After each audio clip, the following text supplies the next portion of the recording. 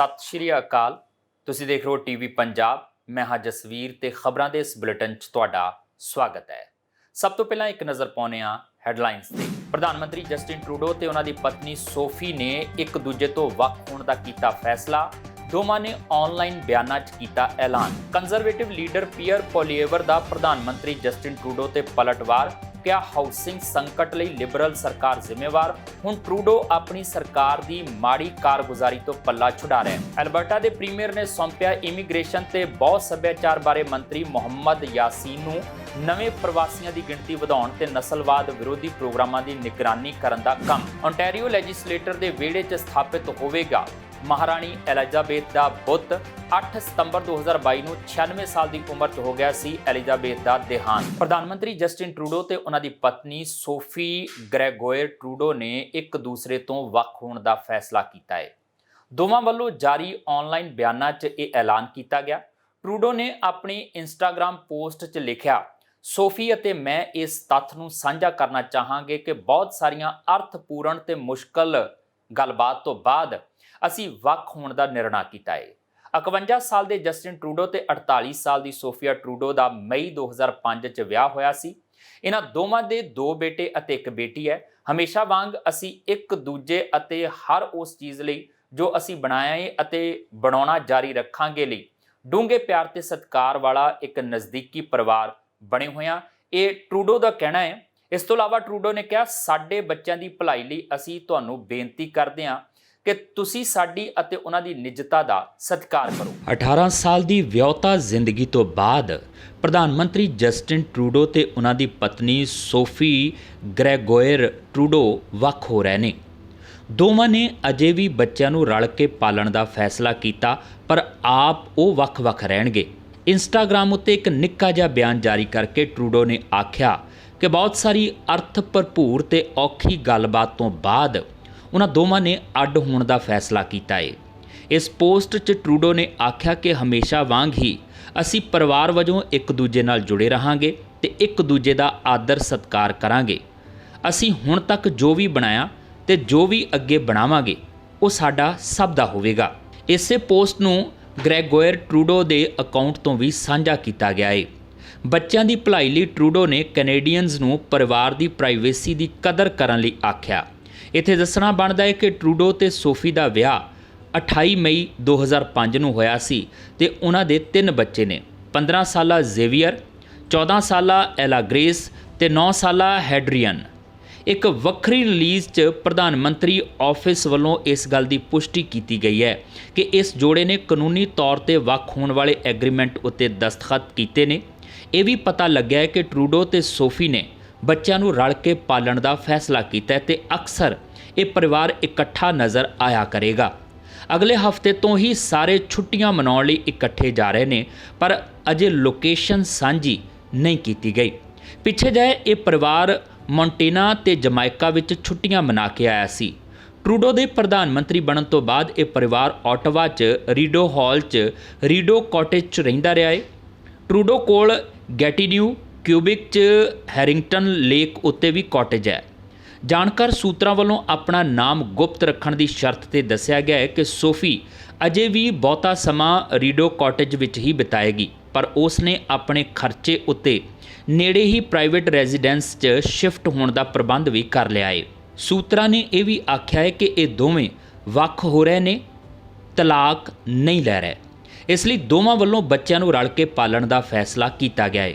ਪਰ ਹੁਣ ਵੱਡੀ ਤਬਦੀਲੀ ਇਹ ਹੋਵੇਗੀ ਕਿ ਸੋਫੀ ਨੂੰ ਪ੍ਰਧਾਨ ਮੰਤਰੀ ਦੀ ਪਤਨੀ ਵਜੋਂ ਕੈਨੇਡਾ ਸਰਕਾਰ ਦੀ ਨੁਮਾਇੰਦਗੀ ਕਰਨ ਦਾ ਮੌਕਾ ਨਹੀਂ ਮਿਲੇਗਾ। ਉਸ ਨੂੰ ਪ੍ਰਧਾਨ ਮੰਤਰੀ ਦੀ ਪਤਨੀ ਵਜੋਂ ਮਾਨਤਾ ਨਹੀਂ ਦਿੱਤੀ ਜਾਵੇਗੀ, ਨਾ ਹੀ ਉਹ ਪ੍ਰਧਾਨ ਮੰਤਰੀ ਦੀ ਪਤਨੀ ਦੀ ਹੈਸੀਅਤ ਨਾਲ ਕੋਈ ਵੀ ਈਵੈਂਟ ਅਟੈਂਡ ਕਰ ਸਕਦੀ ਹੈ। ਐਲਬਰਟਾ ਦੇ ਪ੍ਰੀਮੀਅਰ ਵੱਲੋਂ ਇਮੀਗ੍ਰੇਸ਼ਨ ਅਤੇ ਬਹੁ ਸੱਭਿਆਚਾਰ ਬਾਰੇ ਮੰਤਰੀ ਮੁਹੰਮਦ ਯਾਸੀਨ ਨੂੰ ਨਵੇਂ ਪ੍ਰਵਾਸੀਆਂ ਨੂੰ ਗਿਣਤੀ ਵਧਾਉਣ ਅਤੇ ਨਸਲਵਾਦ ਵਿਰੋਧੀ ਪ੍ਰੋਗਰਾਮਾਂ ਦੀ ਨਿਗਰਾਨੀ ਕਰਨ ਦਾ ਕੰਮ ਸੌਂਪਿਆ ਗਿਆ ਹੈ। ਇਸ ਬਾਰੇ 'ਚ ਗੱਲਬਾਤ ਕਰਦਿਆਂ ਇਮੀਗ੍ਰੇਸ਼ਨ ਮੰਤਰੀ ਯਾਸੀਨ ਨੇ ਕਿਹਾ ਕਿ ਉਹ ਲੋੜੀਂਦੇ ਪੇਸ਼ਿਆਂ ਨੂੰ ਆਪਣਾ ਨਿਸ਼ਾਨਾ ਬਣਾਉਣਗੇ, ਜਿਵੇਂ ਕਿ ਡਾਕਟਰ, ਰਜਿਸਟਰਡ ਨਰਸਾਂ, nurse practitioner, physiotherapist, occupational therapist, ਮਨੋਵਿਗਿਆਨੀ ਤੇ ਕਲੀਨਿਕਲ ਸੋਸ਼ਲ ਵਰਕਰ। ਦੱਸ ਦਈਏ ਕਿ ਇਮੀਗ੍ਰੇਸ਼ਨ ਮੁੱਖ ਤੌਰ ਤੇ ਇੱਕ ਫੈਡਰਲ ਅਧਿਕਾਰ ਖੇਤਰ ਹੈ, ਪਰ ਇਸ 'ਚ ਸੂਬਾ ਸਰਕਾਰ ਦੇ ਵੀ ਕੁਝ ਅਖਤਿਆਰ ਨੇ। ਸੂਬਾ ਕੁਝ ਖਾਸ ਯੋਗਤਾਵਾਂ ਦੇ ਆਧਾਰ ਤੇ ਉਹਨਾਂ ਲੋਕਾਂ ਨੂੰ ਬੁਲਾਉਣ ਦੀ ਚੋਣ ਕਰ ਸਕਦਾ ਹੈ ਜਿਨ੍ਹਾਂ ਨੇ ਕੈਨੇਡਾ ਆਉਣ ਲਈ ਐਕਸਪ੍ਰੈਸ ਐਂਟਰੀ ਤਹਿਤ ਅਰਜ਼ੀ ਦਿੱਤੀ ਹੁੰਦੀ ਹੈ। ਐਲਬਰਟਾ ਦੇ ਪ੍ਰੀਮੀਅਰ ਵੱਲੋਂ ਇਮੀਗ੍ਰੇਸ਼ਨ ਤੇ ਬਹੁਤ ਸੱਭਿਆਚਾਰ ਬਾਰੇ ਮੰਤਰੀ ਮੁਹੰਮਦ ਯਾਸੀਨ ਨੂੰ ਨਵੇਂ ਪ੍ਰਵਾਸੀਆਂ ਦੀ ਗਿਣਤੀ ਵਧਾਉਣ ਅਤੇ ਨਸਲਵਾਦ ਵਿਰੋਧੀ ਪ੍ਰੋਗਰਾਮ ਦੀ ਨਿਗਰਾਨੀ ਕਰਨ ਦਾ ਕੰਮ ਸੌਂਪਿਆ ਗਿਆ ਹੈ। ਬੀਤੇ ਕੱਲ੍ਹ ਪ੍ਰੀਮੀਅਰ ਡੈਨੀਅਲ ਸਮਿਥ ਨੇ ਯਾਸੀਨ ਨੂੰ ਇਸ ਸੰਬੰਧੀ ਇੱਕ ਆਦੇਸ਼ ਪੱਤਰ ਜਾਰੀ ਕੀਤਾ। ਇਮੀਗ੍ਰੇਸ਼ਨ ਮੰਤਰੀ ਮੁਹੰਮਦ ਯਾਸੀਨ ਨੂੰ ਹੈਲਥ ਕੇਅਰ ਵਰਕਰਾਂ ਦੀ ਇਮੀਗ੍ਰੇਸ਼ਨ ਨੂੰ ਸੁਚਾਰੂ ਬਣਾ ਕੇ ਉਹਨਾਂ ਨੂੰ ਡਾਕਟਰਾਂ ਅਤੇ ਨਰਸਾਂ ਦੀ ਘਾਟ ਨਾਲ ਜੂਝ ਰਹੇ ਪੇਂਡੂ ਇਲਾਕਿਆਂ 'ਚ ਆਕਰਸ਼ਿਤ ਕਰਨ ਦਾ ਜ਼ਿੰਮਾ ਸੌਂਪਿਆ ਗਿਆ ਹੈ। ਇਹਨਾਂ ਤੋਂ ਬਿਨਾਂ ਉਹ ਐਲਬਰਟਾ ਨੂੰ ਹਰ ਸਾਲ ਮਿਲਣ ਵਾਲੇ ਪ੍ਰੋਵਿੰਸ਼ੀਅਲ ਨੋਮੀਨੀ ਵਿਅਕਤੀਆਂ ਦੀ ਗਿਣਤੀ ਵਧਾਉਣ ਲਈ ਫੈਡਰਲ ਸਰਕਾਰ ਨਾਲ ਵੀ ਤਾਲਮੇਲ ਬਿਠਾਉਣਗੇ। ਇਸ ਬਾਰੇ ਗੱਲਬਾਤ ਕਰਦਿਆਂ ਇਮੀਗ੍ਰੇਸ਼ਨ ਮੰਤਰੀ ਯਾਸੀਨ ਨੇ ਕਿਹਾ ਕਿ ਉਹ ਲੋੜੀਂਦੇ ਪੇਸ਼ਿਆਂ ਨੂੰ ਆਪਣਾ ਨਿਸ਼ਾਨਾ ਬਣਾਉਣਗੇ, ਜਿਵੇਂ ਡਾਕਟਰ, ਰਜਿਸਟਰਡ ਨਰਸਾਂ, nurse practitioner, physiotherapist, occupational therapist, ਮਨੋਵਿਗਿਆਨੀ ਤੇ ਕਲੀਨਿਕਲ ਸੋਸ਼ਲ ਵਰਕਰ। ਦੱਸ ਦਈਏ ਕਿ ਇਮੀਗ੍ਰੇਸ਼ਨ ਮੁੱਖ ਤੌਰ ਤੇ ਇੱਕ ਫੈਡਰਲ ਅਧਿਕਾਰ ਖੇਤਰ ਹੈ, ਪਰ ਇਸ 'ਚ ਸੂਬਾ ਸਰਕਾਰ ਦੇ ਵੀ ਕੁਝ ਅਖਤਿਆਰ ਨੇ। ਸੂਬਾ ਕੁਝ ਖਾਸ ਯੋਗਤਾਵਾਂ ਦੇ ਆਧਾਰ ਤੇ ਉਹਨਾਂ ਲੋਕਾਂ ਨੂੰ ਬੁਲਾਉਣ ਦੀ ਚੋਣ ਕਰ ਸਕਦਾ ਹੈ ਜਿਨ੍ਹਾਂ ਨੇ ਕੈਨੇਡਾ ਆਉਣ ਲਈ ਐਕਸਪ੍ਰੈਸ ਐਂਟਰੀ ਤਹਿਤ ਅਰਜ਼ੀ ਦਿੱਤੀ ਹੁੰਦੀ ਹੈ। ਜ਼ਿਕਰਯੋਗ ਹੈ ਕਿ ਸਾਲ 2022 'ਚ ਐਲਬਰਟਾ ਨੂੰ 6500 ਫਾਸਟ ਟਰੈਕ ਨੋਮੀਨੀ ਪ੍ਰਾਪਤ ਹੋਏ। ਇਸ ਸਾਲ ਇਹ ਗਿਣਤੀ ਵੱਧ ਕੇ 9750 ਹੋ ਗਈ ਹੈ। ਯਾਸੀਨ ਨੂੰ ਮਿਲੇ ਆਦੇਸ਼ ਪੱਤਰ ਦਾ ਦੂਸਰਾ ਹਿੱਸਾ ਨਸਲਵਾਦ ਵਿਰੋਧੀ ਕਾਨੂੰਨ ਤੇ ਧਿਆਨ ਕੇਂਦਰਿਤ ਕਰਨ ਬਾਰੇ ਹੈ। ਉਹਨਾਂ ਨੂੰ ਨਸਲਵਾਦ ਵਿਰੋਧੀ ਇੱਕ ਕਾਨੂੰਨ ਤਿਆਰ ਕਰਨ ਅਤੇ ਪਾਸ ਕਰਵਾਉਣ ਦੀ ਜ਼ਿੰਮੇਵਾਰੀ ਸੌਂਪੀ ਗਈ ਹੈ। ਐਲਬਰਟਾ 'ਚ ਪਹਿਲਾਂ ਹੀ ਨਸਲਵਾਦ ਵਿਰੋਧੀ ਇੱਕ ਸਲਾਹਕਾਰ ਕੌਂਸਲ ਹੈ ਜਿਸ ਨੇ ਸਾਲ 2021 'ਚ ਸਰਕਾਰ ਨੂੰ ਕੁਝ ਸਿਫਾਰਸ਼ਾਂ ਕੀਤੀਆਂ ਸਨ ਤੇ ਪਿਛਲੀਆਂ ਗਰਮੀਆਂ ਦੌਰਾਨ ਐਕਸ਼ਨ ਪਲਾਨ ਵੀ ਜਾਰੀ ਕੀਤਾ ਗਿਆ ਸੀ, ਪਰ ਪਲਾਨ 'ਚ ਕੁਝ ਸਿਫਾਰਸ਼ਾਂ ਸ਼ਾਮਲ ਨਾ ਹੋਣ ਤੇ ਉਸ ਦੀ ਆਲੋਚਨਾ ਵੀ ਹੋਈ ਸੀ। ਯਾਸੀਨ ਨੇ ਦੱਸਿਆ ਕਿ ਅਜੇ ਇਸ ਕਾਨੂੰਨ ਦੇ ਸਬੰਧ 'ਚ ਸਮਾਂ ਸੀਮਾ ਦਾ ਕੋਈ ਵੇਰਵਾ ਨਹੀਂ ਹੈ। ਕੰਜ਼ਰਵੇਟਿਵ ਲੀਡਰ ਪੀਅਰ ਪੋਲੀਏਵਰ ਨੇ ਪ੍ਰਧਾਨ ਮੰਤਰੀ ਜਸਟਿਨ ਟਰੂਡੋ ਤੇ ਪਲਟਵਾਰ ਕਰਦਿਆਂ ਕਿਹਾ ਕਿ ਹਾਊਸਿੰਗ ਸੰਕਟ ਲਈ ਲਿਬਰਲ ਸਰਕਾਰ ਜ਼ਿੰਮੇਵਾਰ ਹੈ। ਓਨਟਾਰੀਓ ਦੇ ਹੈਮਿਲਟਨ 'ਚ ਇੱਕ ਐਲਾਨ ਮੌਕੇ ਟਰੂਡੋ ਨੇ ਕਿਹਾ ਸੀ ਕਿ ਹਾਊਸਿੰਗ ਪ੍ਰਮੁੱਖ ਤੌਰ ਤੇ ਫੈਡਰਲ ਜ਼ਿੰਮੇਵਾਰੀ ਨਹੀਂ ਹੈ। ਫੈਡਰਲ ਸਰਕਾਰ ਇਸ ਵਿੱਚ ਮਦਦ ਕਰ ਸਕਦੀ ਹੈ ਤੇ ਉਸ ਨੂੰ ਕਰਨੀ ਵੀ ਚਾਹੀਦੀ ਹੈ। ਪੋਲੀਏਵਰ ਨੇ ਟਰੂਡੋ ਦੀ ਇਸ ਟਿੱਪਣੀ ਨੂੰ ਹਾਸੋਹੀਣੀ ਗੱਲ ਆਖਦਿਆਂ ਕਿਹਾ ਕਿ 8 ਸਾਲ ਪਹਿਲਾਂ ਟਰੂਡੋ ਨੇ ਰਿਹਾਇਸ਼ ਦੀਆਂ ਲਾਗਤਾਂ ਘਟਾਉਣ ਦਾ ਐਲਾਨ ਕੀਤਾ ਸੀ। ਉਹਨਾਂ ਕਿਹਾ ਕਿ ਇਸ ਵਿੱਚ ਕੋਈ ਹੈਰਾਨੀ ਦੀ ਗੱਲ ਨਹੀਂ ਹੈ ਕਿ ਹੁਣ ਟਰੂਡੋ ਆਪਣੀ ਸਰਕਾਰ ਦੀ ਮਾੜੀ ਕਾਰਗੁਜ਼ਾਰੀ ਤੋਂ ਪੱਲਾ ਛੁਡਾ ਰਹੇ ਨੇ। ਕੰਜ਼ਰਵੇਟਿਵ ਲੀਡਰ ਬਣਨ ਤੋਂ ਬਾਅਦ ਤੋਂ ਹੀ ਪੀਅਰ ਪੋਲੀਏਵਰ ਮਹਿੰਗਾਈ ਅਤੇ ਜੀਵਨ ਦੀਆਂ ਵੱਧਦੀਆਂ ਲਾਗਤਾਂ ਨੂੰ ਲੈ ਕੇ ਟਰੂਡੋ ਸਰਕਾਰ ਦੀ ਆਲੋਚਨਾ ਕਰਦੇ ਰਹੇ ਨੇ, ਜਿਸ ਵਿੱਚ ਉਹਨਾਂ ਦਾ ਸਭ ਤੋਂ ਅਹਿਮ ਨੁਕਤਾ ਘਰਾਂ ਦੀਆਂ ਅਸਮਾਨ ਛੂੰਹਦੀਆਂ ਕੀਮਤਾਂ ਦਾ ਹੁੰਦਾ ਹੈ। ਪੋਲੀਏਵਰ ਨੇ ਕਿਹਾ ਕਿ ਲਿਬਰਲ ਸਰਕਾਰ ਉਹਨਾਂ ਨੀਤੀਆਂ ਲਈ ਜ਼ਿੰਮੇਵਾਰ ਹੈ ਜੋ ਹਾਊਸਿੰਗ ਨੂੰ ਪ੍ਰਭਾਵਿਤ ਕਰਦੀਆਂ ਨੇ, ਜਿਸ ਵਿੱਚ ਇਮੀਗ੍ਰੇਸ਼ਨ, ਬੁਨਿਆਦੀ ਢਾਂਚਾ ਤੇ ਟੈਕਸ ਅਤੇ ਫੈਡਰਲ ਸਰਕਾਰ ਦੇ ਮਾਰਗੇਜ ਐਂਡ ਹਾਊਸਿੰਗ ਕਾਰਪੋਰੇਸ਼ਨ ਵਰਗੇ ਇਦਾਰੇ ਸ਼ਾਮਿਲ ਨੇ। ਓਨਟਾਰੀਓ ਲੈਜਿਸਲੇਚਰ ਦੇ ਵਿਹੜੇ 'ਚ ਮਹਾਰਾਣੀ ਐਲਿਜ਼ਾਬੇਥ ਦਾ ਬੁੱਤ ਸਥਾਪਿਤ ਕੀਤਾ ਜਾ ਰਿਹਾ ਹੈ। ਇਹ ਬੁੱਤ ਕੈਨੇਡਾ ਦੇ ਸਭ ਤੋਂ ਲੰਬਾ ਸਮਾਂ ਰਹਿਣ ਵਾਲੇ ਉਸ ਰਾਜਮੁਖੀ ਦੀ ਇੱਕ ਯਾਦਗਾਰ ਹੋਵੇਗਾ ਜੋ ਉਸ ਸਮੇਂ ਸ਼ਾਹੀ ਤਖਤ ਤੇ ਮੌਜੂਦ ਸੀ ਜਦੋਂ ਦੇਸ਼ ਨੇ ਆਪਣੇ ਆਪ ਨੂੰ ਇੱਕ ਪ੍ਰਮੁੱਖ ਵਿਸ਼ਵ ਸ਼ਕਤੀ ਵਜੋਂ ਸਥਾਪਿਤ ਕੀਤਾ ਸੀ। ਮਹਾਰਾਣੀ ਐਲਿਜ਼ਾਬੇਥ 1952 'ਚ ਸ਼ਾਹੀ ਤਖਤ ਤੇ ਬੈਠੇ ਸਨ ਅਤੇ ਉਹ ਬ੍ਰਿਟੇਨ ਅਤੇ ਕੈਨੇਡਾ ਸਮੇਤ ਕਿੰਨੇ ਹੀ ਕਾਮਨਵੈਲਥ ਦੇਸ਼ਾਂ ਦੇ ਮੁਖੀ ਰਹੇ ਸਨ। 8 ਸਤੰਬਰ 2022 ਨੂੰ ਐਲਿਜ਼ਾਬੇਥ ਦਾ 96 ਸਾਲ ਦੀ ਉਮਰ 'ਚ ਦੇਹਾਂਤ ਹੋ ਗਿਆ ਸੀ। ਕਈ ਸਾਲਾਂ ਦੀ ਦੇਰੀ ਤੋਂ ਬਾਅਦ ਓਨਟਾਰੀਓ ਲੈਜਿਸਲੇਚਰ ਦੇ ਵਿਹੜੇ 'ਚ ਮਹਾਰਾਣੀ ਐਲਿਜ਼ਾਬੇਥ ਦਾ ਬੁੱਤ ਸਥਾਪਿਤ ਕੀਤਾ ਜਾ ਰਿਹਾ ਹੈ। ਸੂਬਾ ਸਰਕਾਰ ਨੇ ਇਸ ਪ੍ਰੋਜੈਕਟ ਨੂੰ ਪੂਰਾ ਕਰਨ ਲਈ $1.5 ਮਿਲੀਅਨ ਦਿੱਤੇ ਨੇ ਅਤੇ ਇਹ ਪ੍ਰੋਜੈਕਟ ਇਸ ਫਾਲ ਸੀਜ਼ਨ ਤੱਕ ਮੁਕੰਮਲ ਹੋਣ ਦੀ ਉਮੀਦ ਹੈ।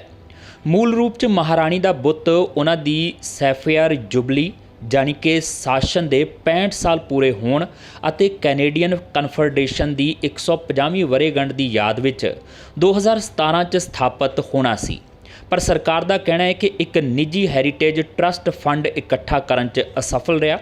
ਮਿਨਿਸਟਰ ਆਫ ਲੈਜਿਸਲੇਟਿਵ ਅਫੇਅਰਸ ਪੌਲ ਕੈਲੰਡਰਾ ਨੇ ਕਿਹਾ ਹੈ ਕਿ ਜਦੋਂ ਉਹਨਾਂ ਨੂੰ ਪਿਛਲੇ ਸਾਲ ਇਸ ਰੁਕੇ ਹੋਏ ਪ੍ਰੋਜੈਕਟ ਬਾਰੇ ਪਤਾ ਲੱਗਾ ਤਾਂ ਸਰਕਾਰ ਨੇ ਇਸ ਨੂੰ ਮੁਕੰਮਲ ਕਰਨ ਲਈ ਪੈਸਾ ਅਲਾਟ ਕੀਤਾ।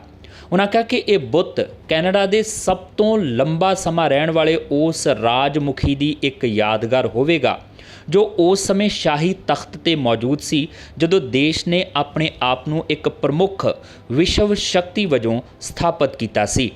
ਓਨਟਾਰੀਓ ਐਨਡੀਪੀ ਦੇ MPP ਸੋਲ ਮਾਮਾਕਵਾ ਨੇ ਕਿਹਾ ਹੈ ਕਿ ਸਰਕਾਰ ਨੂੰ ਬੁੱਤ ਬਾਰੇ ਫਰਸਟ ਨੇਸ਼ਨਜ਼ ਨਾਲ ਸਲਾਹ ਕਰਨੀ ਚਾਹੀਦੀ ਸੀ, ਕਿਉਂਕਿ ਮਹਾਰਾਣੀ ਨੂੰ ਬਸਤੀਵਾਦ ਅਤੇ ਬ੍ਰਿਟਿਸ਼ ਰਾਜ ਦੀਆਂ ਮੂਲ ਨਿਵਾਸੀਆਂ ਨਾਲ ਹੋਈਆਂ ਸੰਧੀਆਂ ਪ੍ਰਤੀ ਅਸਫਲ ਰਹਿਣ ਦੇ ਪ੍ਰਤੀਕ ਵਜੋਂ ਵੀ ਦੇਖਿਆ ਜਾਂਦਾ ਹੈ। ਮਹਾਰਾਣੀ ਐਲਿਜ਼ਾਬੇਥ 1952 'ਚ ਸ਼ਾਹੀ ਤਖਤ ਤੇ ਬੈਠੀ ਸੀ ਤੇ ਉਹ ਬ੍ਰਿਟੇਨ ਅਤੇ ਕੈਨੇਡਾ ਸਮੇਤ ਕਿੰਨੇ ਹੀ ਕਾਮਨਵੈਲਥ ਦੇਸ਼ਾਂ ਦੇ ਮੁਖੀ ਰਹੇ ਸਨ। 8 ਸਤੰਬਰ 2022 ਨੂੰ ਐਲਿਜ਼ਾਬੇਥ ਦਾ 96 ਸਾਲ ਦੀ ਉਮਰ 'ਚ ਦੇਹਾਂਤ ਹੋ ਗਿਆ ਸੀ। Toronto regional real estate board ਦਾ ਕਹਿਣਾ ਹੈ ਕਿ ਪਿਛਲੇ ਸਾਲ ਦੇ ਮੁਕਾਬਲੇ ਜੁਲਾਈ 'ਚ ਘਰਾਂ ਦੀ ਵਿਕਰੀ, ਲਿਸਟਿੰਗਸ ਅਤੇ ਕੀਮਤਾਂ 'ਚ ਵਾਧਾ ਹੋਇਆ ਹੈ, ਪਰ ਉੱਚ ਵਿਆਜ ਦਰਾਂ ਦੇ ਮੱਦੇਨਜ਼ਰ ਗਤੀਵਿਧੀ ਹੌਲੀ ਹੁੰਦੀ ਜਾਪਦੀ ਹੈ। ਬੋਰਡ ਦਾ ਕਹਿਣਾ ਹੈ ਕਿ ਇਸ ਮਹੀਨੇ ਲਈ 5250 ਦੀ ਵਿਕਰੀ ਜੁਲਾਈ 2022 ਦੇ ਮੁਕਾਬਲੇ 7.8% ਵਧੀ ਹੈ, ਜਦਕਿ ਲਿਸਟਿੰਗ 11.5% ਵਧੀ ਹੈ। ਇੱਕ ਸਾਲ ਪਹਿਲਾਂ ਦੇ ਮੁਕਾਬਲੇ ਜੁਲਾਈ ਵਿੱਚ ਔਸਤਨ ਵਿਕਰੀ ਕੀਮਤ 4.2% ਵੱਧ ਕੇ $11,18,374 ਹੋ ਗਈ ਸੀ, ਜਦਕਿ ਬੈਂਚਮਾਰਕ ਕੀਮਤ 1.3% ਵੱਧ ਸੀ। ਹਾਲਾਂਕਿ ਵਿਕਰੀ 8.8% ਅਤੇ ਔਸਤ ਕੀਮਤ 0.7% ਦੀ ਗਿਰਾਵਟ ਦੇ ਨਾਲ ਮੌਸਮੀ ਵਿਵਸਥਿਤ ਆਧਾਰ ਤੇ ਜੂਨ ਤੋਂ ਵਿਕਰੀ ਅਤੇ ਕੀਮਤਾਂ ਘਟ ਰਹੀਆਂ ਨੇ। ਬੋਰਡ ਦਾ ਕਹਿਣਾ ਹੈ ਕਿ ਅਜਿਹਾ ਜਾਪਦਾ ਹੈ ਕਿ ਬਸੰਤ ਰੁੱਤ 'ਚ ਪਹਿਲਾਂ ਦੇਖੀ ਗਈ ਵਿਕਰੀ ਦੀ ਗਤੀ ਕੁਝ ਹੱਦ ਤੱਕ ਰੁਕ ਗਈ, ਕਿਉਂਕਿ ਬੈਂਕ ਆਫ ਕੈਨੇਡਾ ਨੇ ਜੂਨ 'ਚ ਆਪਣੀਆਂ ਦਰਾਂ ਨੂੰ ਸਖਤ ਕਰਨ ਦੇ ਚੱਕਰ ਨੂੰ ਮੁੜ ਸ਼ੁਰੂ ਕੀਤਾ ਸੀ। ਬ੍ਰਿਟਿਸ਼ ਕੋਲੰਬੀਆ 'ਚ ਇਸ ਸਮੇਂ ਕਈ ਥਾਵਾਂ ਤੇ ਜੰਗਲਾਂ ਨੂੰ ਅੱਗ ਲੱਗੀ ਹੋਈ ਹੈ, ਜਿਸ ਕਾਰਨ ਹਜ਼ਾਰਾਂ ਲੋਕ ਪ੍ਰਭਾਵਿਤ ਹੋਏ ਨੇ। ਤਾਜ਼ਾ ਮਾਮਲੇ 'ਚ ਲੋਅਰ ਈਸਟ ਐਡਮਜ਼ ਲੇਕ ਤੋਂ ਸਾਹਮਣੇ ਆਇਆ ਹੈ, ਜਿੱਥੇ ਕਿ ਜੰਗਲ ਦੀ ਅੱਗ ਰਿਹਾਇਸ਼ੀ ਇਲਾਕੇ ਦੀਆਂ ਜਾਇਦਾਦਾਂ ਦੇ ਨੇੜੇ ਪਹੁੰਚਣ ਕਾਰਨ ਡੋਰੀਅਨ ਖਾੜੀ 'ਚ ਦਰਜਨਾਂ ਸੰਪੱਤੀਆਂ ਨੂੰ ਖਾਲੀ ਕਰਨ ਦੇ ਹੁਕਮ ਦਿੱਤੇ ਗਏ ਨੇ। ਕੋਲੰਬੀਆ ਸ਼ੂਸਵੈਪ ਰੀਜਨਲ ਡਿਸਟ੍ਰਿਕਟ ਨੇ CSRD ਦੇ ਇਲੈਕਟੋਰਲ ਇਲਾਕੇ F 'ਚ ਲੋਅਰ ਈਸਟ ਲੇਕ ਦੇ ਨੇੜੇ 55 ਸੰਪੱਤੀਆਂ ਨੂੰ ਤੁਰੰਤ ਖਾਲੀ ਕਰਨ ਦਾ ਇੱਕ ਬਿਆਨ ਜਾਰੀ ਕੀਤਾ ਹੈ। ਬੀਤੀ 12 ਜੁਲਾਈ ਨੂੰ ਅੱਗ ਲੱਗਣ ਮਗਰੋਂ ਇੱਥੇ ਸਥਾਨਕ ਸੰਕਟ ਕਾਲ ਦਾ ਐਲਾਨ ਕੀਤਾ ਗਿਆ ਸੀ। ਇਸ ਅੱਗ ਨੇ ਹੁਣ ਤੱਕ 2527 ਹੈਕਟੇਅਰ ਰਕਬੇ ਨੂੰ ਆਪਣੀ ਲਪੇਟ 'ਚ ਲੈ ਲਿਆ ਹੈ।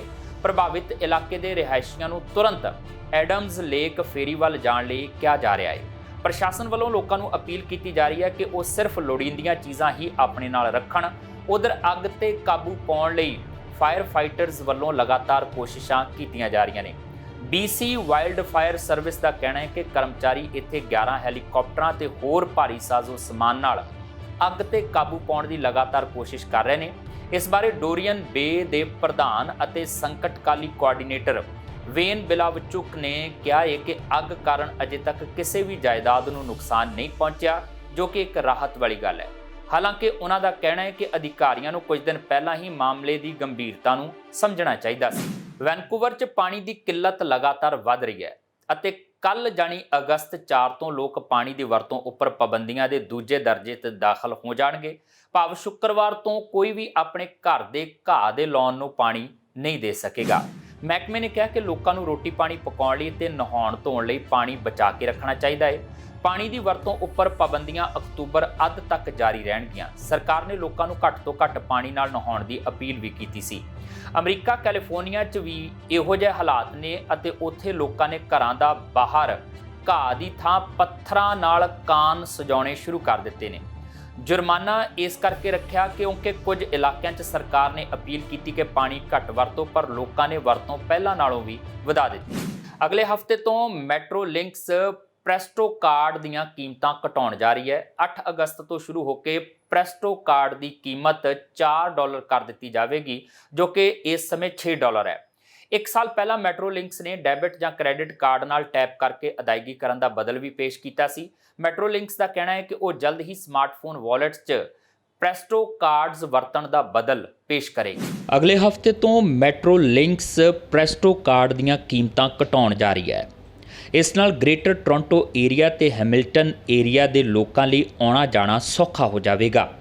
8 ਅਗਸਤ ਤੋਂ ਸ਼ੁਰੂ ਹੋ ਰਿਹਾ ਪ੍ਰੈਸਟੋ ਕਾਰਡ ਦੀ ਕੀਮਤ $4 ਕਰ ਦਿੱਤੀ ਜਾਵੇਗੀ, ਜੋ ਕਿ ਇਸ ਸਮੇਂ $6 ਹੈ। Presto card transit customer service outlets, Shoppers, drug mart locations, fare vending ਮਸ਼ੀਨਾਂ ਤੇ ਟਿਕਟ ਵੈਂਡਿੰਗ ਮਸ਼ੀਨਾਂ ਉੱਤੇ ਉਪਲਬਧ ਨੇ। ਗੋ ਟ੍ਰਾਂਜ਼ਿਟ ਤੇ ਅਪ ਐਕਸਪ੍ਰੈਸ ਸਮੇਤ ਪ੍ਰੈਸਟੋ ਕਾਰਡਸ ਦੀ ਵਰਤੋਂ GTHA ਤੇ ਓਟਵਾ 'ਚ ਕਈ ਟ੍ਰਾਂਜ਼ਿਟ ਏਜੰਸੀਆਂ ਦਾ ਕਿਰਾਇਆ ਦੇਣ ਲਈ ਕੀਤੀ ਜਾ ਸਕਦੀ ਹੈ। ਮੈਟਰੋ ਲਿੰਕਸ ਦੇ ਤਰਜਮਾਨ ਨੇ ਦੱਸਿਆ ਕਿ ਨਵਾਂ ਪ੍ਰੈਸਟੋ ਕਾਰਡ ਖਰੀਦਣ ਤੋਂ ਬਾਅਦ ਕਸਟਮਰਜ਼ ਉਸ ਵਿੱਚ ਪੈਸੇ ਪਵਾਉਣ ਤੋਂ ਪਹਿਲਾਂ ਅਕਾਊਂਟ ਬਣਾ ਸਕਦੇ ਨੇ। ਅਜਿਹਾ ਕਰਨ ਲਈ ਕਾਰਡ ਖਰੀਦਣ ਤੋਂ ਬਾਅਦ 24 ਘੰਟੇ ਦਾ ਸਮਾਂ ਲੱਗ ਸਕਦਾ ਹੈ। ਟ੍ਰਾਂਜ਼ਿਟ ਏਜੰਸੀ ਦੇ ਕੁਝ ਡਿਸਕਾਊਂਟ ਜਿਹੜੇ ਯੂਥ, ਪੋਸਟ ਸੈਕੰਡਰੀ ਵਿਦਿਆਰਥੀਆਂ ਤੇ ਬਜ਼ੁਰਗਾਂ ਲਈ ਹੁੰਦੇ ਨੇ, ਉਹ ਪ੍ਰੈਸਟੋ ਕਾਰਡ ਨਾਲ ਹੀ ਮਿਲਦੇ ਨੇ। 1 ਸਾਲ ਪਹਿਲਾਂ ਮੈਟਰੋ ਲਿੰਕਸ ਨੇ ਡੈਬਿਟ ਜਾਂ ਕ੍ਰੈਡਿਟ ਕਾਰਡ ਨਾਲ ਟੈਪ ਕਰਕੇ ਅਦਾਇਗੀ ਕਰਨ ਦਾ ਬਦਲ ਵੀ ਪੇਸ਼ ਕੀਤਾ ਸੀ। ਇਸ ਤਹਿਤ ਫਨ ਤੇ ਘੜੀ ਰਾਹੀਂ ਵੀ ਗੋ ਟ੍ਰਾਂਜ਼ਿਟ, ਅਪ ਐਕਸਪ੍ਰੈਸ ਤੇ 905 ਟ੍ਰਾਂਜ਼ਿਟ ਸਿਸਟਮਸ ਦੀ ਫੀਸ ਦਿੱਤੀ ਜਾ ਸਕਦੀ ਸੀ। ਆਪਣੇ ਕ੍ਰੈਡਿਟ ਕਾਰਡ ਜਿਹੜੇ ਮੋਬਾਈਲ ਵਾਲੇਟਸ ਨਾਲ ਜੁੜੇ ਹੁੰਦੇ ਨੇ ਰਾਹੀਂ ਅਦਾਇਗੀ ਕਰਨ ਲਈ ਵੀ ਕਸਟਮਰਜ਼ ਆਪਣਾ ਫੋਨ ਤੇ ਘੜੀ ਪ੍ਰੈਸਟੋ ਰੀਡਰ ਉੱਤੇ ਟੈਪ ਕਰ ਸਕਦੇ ਨੇ। ਮੈਟਰੋ ਲਿੰਕਸ ਦਾ ਕਹਿਣਾ ਹੈ ਕਿ ਉਹ ਜਲਦ ਹੀ ਸਮਾਰਟਫੋਨ ਵਾਲੇਟਸ 'ਚ ਪ੍ਰੈਸਟੋ ਕਾਰਡਸ ਵਰਤਣ ਦਾ ਬਦਲ ਪੇਸ਼ ਕਰੇਗੀ। ਬੁੱਧਵਾਰ ਦੁਪਹਿਰ ਨੂੰ ਮਿਮਿਕੋ 'ਚ ਇੱਕ ਲੋਕਲ ਬਾਰ 'ਚ ਅੱਗ ਲੱਗ ਜਾਣ ਕਾਰਨ ਕਾਫੀ ਨੁਕਸਾਨ ਹੋਇਆ। ਜਾਂਚਕਾਰਾਂ ਵੱਲੋਂ ਮਾਮਲੇ ਦੀ ਜਾਂਚ ਕੀਤੀ ਜਾ ਰਹੀ ਹੈ। ਸ਼ਾਮੀ 5 ਵਜੇ ਤੋਂ ਪਹਿਲਾਂ ਫਾਇਰ ਅਮਲੇ ਨੂੰ ਰਾਇਲ ਯਾਰਕ ਰੋਡ ਤੇ ਨਿਊ ਕੌਸਲ ਸਟਰੀਟ ਉੱਤੇ ਸਥਿਤ ਕੋਲਿਨਜ਼ ਡਗਆਊਟ ਉੱਤੇ ਸੱਦਿਆ ਗਿਆ। ਫਾਇਰ ਅਮਲੇ ਨੇ ਦੱਸਿਆ ਕਿ ਜਿੰਨੀ ਦੇਰ ਨੂੰ ਉਹ ਪਹੁੰਚੇ ਉਨੀ ਦੇਰ 'ਚ ਇਸ ਰੈਸਟੋਰੈਂਟ ਬਾਰ ਦਾ ਗਰਾਊਂਡ ਫਲੋਰ ਪੂਰੀ ਤਰ੍ਹਾਂ ਅੱਗ ਦੀਆਂ ਲਪਟਾਂ 'ਚ ਘਿਰਿਆ ਹੋਇਆ ਸੀ। 40 ਮਿੰਟਾਂ ਦੇ ਅੰਦਰ ਫਾਇਰ ਫਾਈਟਰਜ਼ ਅੱਗ ਉੱਤੇ ਕਾਬੂ ਪਾਉਣ 'ਚ ਕਾਮਯਾਬ ਰਹੇ। ਇਸ ਬਾਰ ਦਾ ਗਰਾਊਂਡ ਫਲੋਰ ਪੂਰੀ ਤਰ੍ਹਾਂ ਸੜ ਕੇ ਸੁਆਹ ਹੋ ਗਿਆ, ਜਦਕਿ ਬਾਕੀ 2 ਮੰਜ਼ਲਾਂ ਇਮਾਰਤ ਨੂੰ ਧੂਏ ਨਾਲ ਕਾਫੀ ਨੁਕਸਾਨ ਪਹੁੰਚਿਆ। ਕਿਸੇ ਵੀ ਵਿਅਕਤੀ ਦੇ ਜ਼ਖਮੀ ਹੋਣ ਦੀ ਖਬਰ ਨਹੀਂ ਹੈ। ਪੁਲਿਸ ਨੇ ਦੱਸਿਆ ਕਿ ਇੱਕ ਵਿਅਕਤੀ ਨੂੰ ਹਿਰਾਸਤ 'ਚ ਲਿਆ ਗਿਆ ਹੈ, ਪਰ ਅਜੇ ਉਸ ਖਿਲਾਫ ਲਾਏ ਗਏ ਚਾਰਜਸ ਦਾ ਖੁਲਾਸਾ ਨਹੀਂ ਕੀਤਾ ਗਿਆ। ਇਹ ਵੀ ਅਪੁਸ਼ਟ ਖਬਰਾਂ ਮਿਲੀਆਂ ਨੇ ਕਿ ਬਿਲਡਿੰਗ ਦੀ ਖਿੜਕੀ ਵਿੱਚੋਂ ਬੋਤਲ 'ਚ ਤੇਲ ਭਰ ਕੇ ਬਣਾਇਆ ਬੰਬ ਅੰਦਰ ਸੁੱਟਿਆ ਗਿਆ, ਜਿਸ ਕਾਰਨ ਅੱਗ ਭੜ ਗਈ। ਪਲਾਟੂਨ ਚੀਫ ਡਗਲਸ ਕਮਿੰਗ ਨੇ ਆਖਿਆ ਕਿ ਮੁਜਰਮਾਨਾ ਗਤੀਵਿਧੀ ਦੀ ਪੂਰੀ ਸੰਭਾਵਨਾ ਹੈ। ਪੁਲਿਸ ਤੇ ਫਾਇਰ ਇਨਵੈਸਟੀਗੇਟਰਜ਼ ਵੱਲੋਂ ਅੱਗ ਲੱਗਣ ਦੇ ਕਾਰਨਾਂ ਦੀ ਜਾਂਚ ਕੀਤੀ ਜਾ ਰਹੀ ਹੈ। ਲੌਂਗ ਵੀਕਐਂਡ ਤੋਂ ਪਹਿਲਾਂ ਵੀਰਵਾਰ ਦਾ ਦਿਨ ਓਨਟਾਰੀਓ ਤੇ ਕਿਊਬਿਕ ਵਾਸੀਆਂ ਲਈ ਮੌਸਮ ਕਾਰਨ ਖਰਾਬੀ ਭਰਿਆ ਹੋ ਸਕਦਾ ਹੈ। ਅਸਲ 'ਚ ਮੌਸਮ ਵਿਭਾਗ ਨੇ ਅੱਜ ਓਨਟਾਰੀਓ ਅਤੇ ਕਿਊਬਿਕ ਸੂਬਿਆਂ ਦੇ ਵਧੇਰੇ ਹਿੱਸੇ ਤੂਫਾਨ ਆਉਣ ਦੀ ਸੰਭਾਵਨਾ ਜਤਾਈ ਹੈ। ਵਿਭਾਗ ਦਾ ਕਹਿਣਾ ਹੈ ਕਿ ਦੋਹਾਂ ਓਟਾਵਾ ਅਤੇ ਕਿਊਬਿਕ ਦੇ ਕਈ ਇਲਾਕਿਆਂ 'ਚ ਵੀਰਵਾਰ ਦੁਪਹਿਰ ਤੇ ਸ਼ਾਮ ਤੱਕ ਬਵੰਡਰ ਦੇ ਕਾਰਨ ਤੂਫਾਨ ਦੇ ਗੰਭੀਰ ਹੋਣ ਦੀ ਸੰਭਾਵਨਾ ਹੈ। ਇੰਨਾ ਹੀ ਨਹੀਂ, ਮੌਸਮ ਵਿਭਾਗ ਮੁਤਾਬਕ ਪ੍ਰਭਾਵਿਤ ਸੂਬਿਆਂ 'ਚ ਤੂਫਾਨ ਦੇ ਨਾਲ-ਨਾਲ ਭਾਰੀ ਮੀਂਹ ਤੇ ਗੜੇਮਾਰੀ ਵੀ ਹੋ ਸਕਦੀ ਹੈ। ਵਿਭਾਗ ਨੇ ਚੇਤਾਵਨੀ ਜਾਰੀ ਕਰਕੇ ਲੋਕਾਂ ਨੂੰ ਸਾਵਧਾਨ ਰਹਿਣ ਅਤੇ ਆਪਣੀਆਂ ਇਲੈਕਟ੍ਰੋਨਿਕ ਚੀਜ਼ਾਂ ਨੂੰ ਪੂਰੀ ਤਰ੍ਹਾਂ ਚਾਰਜ ਰੱਖਣ ਦੀ ਅਪੀਲ ਕੀਤੀ ਹੈ। ਇਹ ਸਨ ਹੁਣ ਤੱਕ ਦੀਆਂ ਖਬਰਾਂ ਤੇ ਇਸ ਦੇ ਨਾਲ ਹੀ ਆਪਣੇ ਜਸਵੀਰ ਨੂੰ ਦਿਓ ਇਜਾਜ਼ਤ। ਦੇਖਦੇ ਰਹੋ ਟੀਵੀ ਪੰਜਾਬ। ਪ੍ਰਧਾਨ ਮੰਤਰੀ ਜਸਟਿਨ ਟਰੂਡੋ ਤੇ ਉਹਨਾਂ ਦੀ ਪਤਨੀ ਸੋਫੀ ਨੇ ਇੱਕ ਦੂਜੇ ਤੋਂ ਵੱਖ ਹੋਣ ਦਾ ਕੀਤਾ ਫੈਸਲਾ। ਦੋਵਾਂ ਨੇ ਆਨਲਾਈਨ ਬਿਆਨਾਂ 'ਚ ਕੀਤਾ ਐਲਾਨ। ਕੰਜ਼ਰਵੇਟਿਵ ਲੀਡਰ ਪੀਅਰ ਪੋਲੀਏਵਰ ਦਾ ਪ੍ਰਧਾਨ ਮੰਤਰੀ ਜਸਟਿਨ ਟਰੂਡੋ ਤੇ ਪਲਟਵਾਰ, ਕਿਹਾ ਹਾਊਸਿੰਗ ਸੰਕਟ ਲਈ ਲਿਬਰਲ ਸਰਕਾਰ ਜ਼ਿੰਮੇਵਾਰ। ਹੁਣ ਟਰੂਡੋ ਆਪਣੀ ਸਰਕਾਰ ਦੀ ਮਾੜੀ ਕਾਰਗੁਜ਼ਾਰੀ ਤੋਂ ਪੱਲਾ ਛੁਡਾ ਰਹੇ ਹਨ। ਐਲਬਰਟਾ ਦੇ ਪ੍ਰੀਮੀਅਰ ਨੇ ਸੌਂਪਿਆ ਇਮੀਗ੍ਰੇਸ਼ਨ ਤੇ ਬਹੁ ਸੱਭਿਆਚਾਰ ਬਾਰੇ ਮੰਤਰੀ ਮੁਹੰਮਦ ਯਾਸੀਨ ਨੂੰ ਨਵੇਂ ਪ੍ਰਵਾਸੀਆਂ ਦੀ ਗਿਣਤੀ ਵਧਾਉਣ ਤੇ ਨਸਲਵਾਦ ਵਿਰੋਧੀ ਪ੍ਰੋਗਰਾਮਾਂ ਦੀ ਨਿਗਰਾਨੀ ਕਰਨ ਦਾ ਕੰਮ। ਓਨਟਾਰੀਓ ਲੈਜਿਸਲੇਟਰ ਦੇ ਵਿਹੜੇ 'ਚ ਸਥਾਪਿਤ ਹੋਵੇਗਾ ਮਹਾਰਾਣੀ ਐਲਿਜ਼ਾਬੇਥ ਦਾ ਬੁੱਤ। 8 ਸਤੰਬਰ 2022 ਨੂੰ 96 ਸਾਲ ਦੀ ਉਮਰ 'ਚ ਹੋ ਗਿਆ ਸੀ ਐਲਿਜ਼ਾਬੇਥ ਦਾ ਦੇਹਾਂਤ।